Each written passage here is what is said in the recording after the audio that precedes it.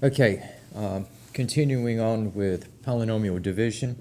Now we're going from long division to synthetic division, and now we can use synthetic division as long as the factor is linear. In other words, first degree factors like x minus 2, x plus 5, and we have in this example, if we're going from long to synthetic division, okay, now let's say we have trying to determine the quotient and remainder, as we have 3x squared plus 4x plus 7 to be divided by x plus 1. Okay, now for your long division setup, okay, we have x plus 1, the divisor, and 3x squared plus 4x plus 7 is the dividend. And if you notice, we have a second order term, first order term, and a constant. So we have all the places filled, that is all the degrees from second degree on down to define a polynomial. Okay, we have the complete fulfillment, so we don't need to apply 0 in any capacity for placeholder purposes. Now, going from long to synthetic division. Now, synthetic division, we're going to be taking the 0 of the divisor. Say if you envision x plus 1 being set equal to 0, we have x is equal to -1, and setting this up, so we have box in would be the 0 of x plus 1, and then we have to the right, okay, we have for the column headings, those will be the coefficients of what we have for the dividend. So this 3 here represents 3x squared, 4 is going to represent 4x, and the 7 is the constant that completes the dividend. Now for what we're going to have in the case of synthetic division, now where we had row by row subtraction in the process involving long division, we're going to go in column by column arrangement. We have addition in the synthetic division. Now, and we're going to have in the process, we're going to line up terms underneath 4 and 7. And in terms of what we're going to do with 3, okay, the 3 is going to be brought down. Whatever the leading coefficient from the dividend is, we're going to bring down. So 3 is brought down, and we're going to line up a number underneath 4, and that is going to be -1 times 3. -1 times 3 is -3. And combining, we have 4 and -3, or 4 minus 3 is going to be 1. -1 times 1, okay, is -1, and that's going to be lined up underneath the 7. And 7 minus 1 becomes 6. And in terms of what the 3, the 1, and the 6 are going to represent, okay, now the last column total, that is going to be the remainder. So we have here that the remainder is equal to 6. And for the numbers that we have in front of the 6, the 3 and the 1, those will represent the coefficients of the quotient. Now the quotient, after one round of synthetic division, that is going to be 1 degree less than what we have for the original dividend. So the 3 at the top was in reference to 3x squared, whereas once it is brought down, the 3 at the bottom, this will be in reference to the first term in the quotient. So this 3 will be in reference to not 3x squared, but 3x, and we have followed by plus 1. So the quotient we have at 3x plus 1, and the remainder we have equal to 6. Now, and let's say that in terms of the elements that we have, if we were to identify the divisor, dividend, quotient, and remainder, and we have given, okay, that we have in the process, so we have an array of numbers, okay, so we got -1, then we have 3, 0, 2, 1, 3, and 0. Okay, now for the -1, this will be in reference to the divisor. So we have for -1, think of, again, taking the zero product property in reverse. Say we have a statement like x equals -1. Well, you can say that is going to be the solution to setting equal to 0 the binomial x plus 1. So we have for the divisor is going to be an x plus 1. And for what we have with the 3, 0, 2, 1, 3, and 0, this will be in reference to the dividend. And we want the dividend to end with a constant. So here we have 0. Think of this like working backwards. So we got 0. 3 will be in reference to 3x. And the 1 we have in reference to x squared. And the 2 we have in reference to 2x cubed. And we have with 0, this signifies that we have a missing fourth degree term, and the leading term we have a 3x to the 5th. So while the divisor is at x plus 1, we have for the dividend, okay, we have 3x to the 5th, and we have a missing x to the 4th term as indicated by the 0. So we have the dividend, we have 3x to the 5th plus 2x cubed plus x squared plus 3x. And again, we have a constant missing. So again, we have the divisor at x plus 1, and the dividend, again, we have 3x to the 5th plus 2x cubed plus x squared plus 3x. Okay. Now, for what we have in looking for the quotient and remainder, okay, so keeping these terms and lining up. So, again, just in a sense, hitting the reset button.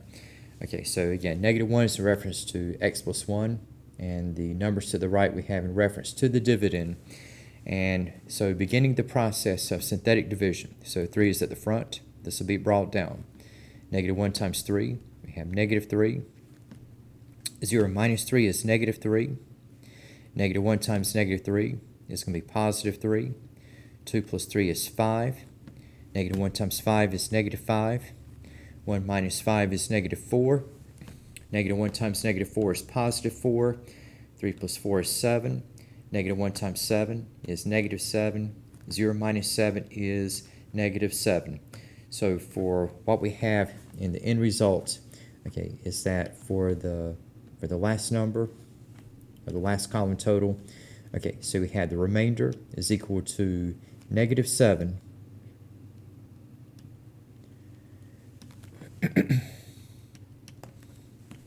And for what we have for the quotient,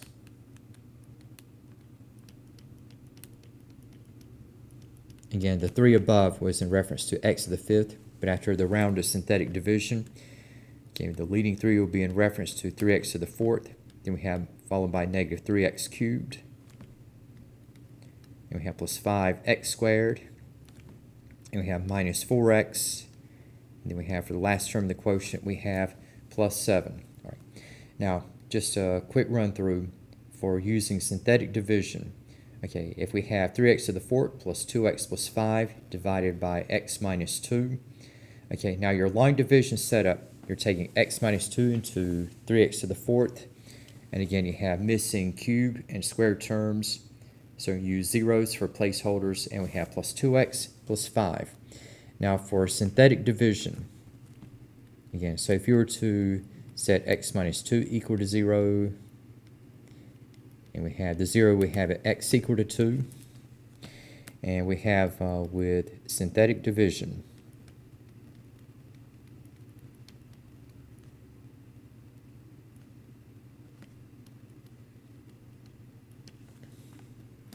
okay. So we're going to have here, so you got 2,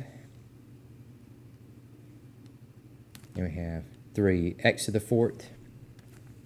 Again, we have 0 for x cubed, 0 for x squared, 2 for 2x, and we have the constant 5.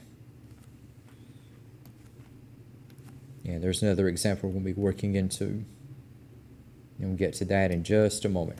Okay, so we have with the synthetic division process, so 3 is brought down, 2 times 3 is 6, 0 plus 6 is 6, 2 times 6 is 12, 0 plus 12 is 12. 2 times 12, okay, is going to make 24. And we have 2 plus 24 is 26. And 2 times 26, okay, that would make 52. 5 plus 52 makes 57. Okay, and so we have completing on out. Okay, it's going to turn out that with the remainder, okay, again, this is going to be the last column total. So the remainder is equal to 57.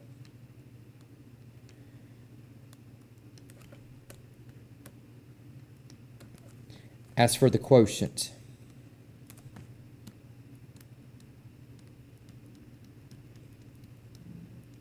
okay, now the 3 before was in reference to 3x to the 4th, but for the quotient, the 3 that is brought down, this will be in reference to 3x cubed plus 6x squared plus 12x plus 26. All right. Now we have for the other round of synthetic division, so we have 2x to the fifth plus 3x divided by the quantity of x plus 3. So we have x plus 3 as the divisor and taking into 2x to the fifth plus 3x. The long division setup, notice we have zeros for the missing x to the fourth, x to the third, as well as the square term. And also we need the dividend to end with a constant. So we have yet another zero to be placed. And again, so we have with synthetic division, if I set x plus 3 to 0, we have that x is equal to -3. So we have in the process of taking what we have with synthetic division. So we got -3. Again, we have 2, 3 zeros, and a 3 for 3x. Then we have 0 at the end.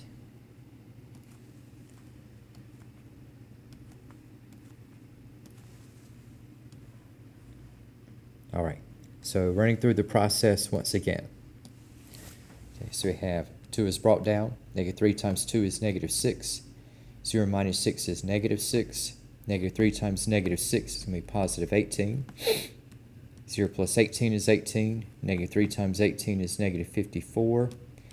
0 minus 54, we have -54. -3 times -54 is 162. And we have 3 plus 162 is 165. -3 times 165 is -495. And we have 0 minus 495, that is a -495. Okay, and so we have a highly negative remainder value. So again, so we have the remainder. We have at -495. And as for the quotient, okay, we have 2x to the fourth minus 6x cubed plus 18x squared minus 54x plus 165. Okay, and just touching upon what we'll have in reference to what will be regarded as the remainder and factor theorems. And in the case, what is regarded as the remainder theorem, and this is going to state that for a polynomial function f of x divided by x minus c, the remainder will be f of c. Okay, and just as an example of the remainder theorem, okay, let's say you have a function f of x is equal to x squared plus 7. And we're asked to determine the remainder of x squared plus 7 divided by x plus 2. Now, in long division terms, you'd be taking x plus 2 into x squared plus 0x plus 7. 0x, again, being because we have a missing first order term. Now, if I rewrite this in terms of synthetic division, okay, so again, we have f of x, we have x squared plus 7. X minus c, we have represented by x plus 2. And so your c value is going to be the 0 of x plus 2. So we have c equal to -2. And setting up what we have in synthetic division terms. Okay, so you have -2, and then we have the line up 107. Bring down 1. -2 times 1 is -2. 0 minus 2 is -2. -2 times -2 is 4. 7 plus 4 is 11. And that is going to be the remainder. Remainder is equal to f of c is equal to f of -2 is equal to 11. Well, guess what? Prior to the polynomial division, we were looking at function values, and guess what? You have f of x equals x squared plus 7. The 0 that we're interested in, which we have obtained from the divisor, we have -2. Guess what? F of x equals x squared plus 7, and voila, the remainder, again, we have f of -2, and plugging in -2 for x, we have -2 squared is 4, plus 7 is 11.